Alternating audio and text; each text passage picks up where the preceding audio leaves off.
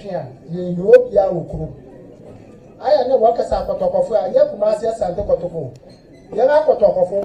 ye wodi nti a ofa ya akotokofo ene ye pese ye kan AKUAPEM se ye bebutu adai de bebutu se empefoti asamana mere kanase a ADAEBUTUW ye empehina wanye wo baabi ko wode wo akosie baabi nti ye bebutu wo just e baba kai won yinti ya baba yedin na atwa bi na ni amigina ai me ye ntansa ya akro de Abusuapayin ebia me ye dem ti sofo sisi na me sa ye oman nani nti asema baba kan me kana atu anananom na atu atia me wogom se ni e baba kan ye kan wie wo abeso ye na hwe ye so ye beso wa hwe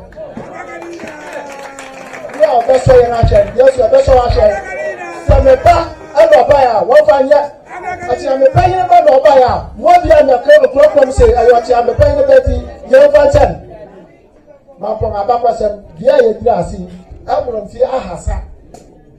nyam dira na no chire menson na nanam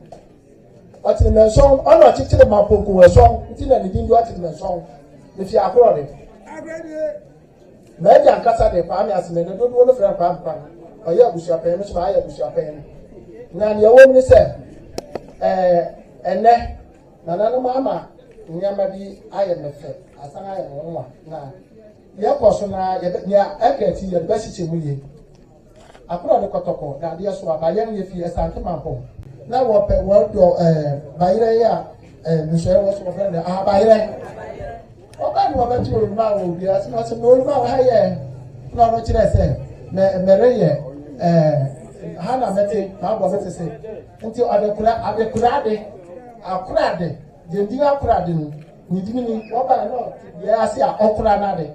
nti obi ba ha na ba tia ya akura de fo ye je bi se AKUAPEM abantu du so fi bi ku scott ma bread wo dia bosom na tetere obi abo ni no bosom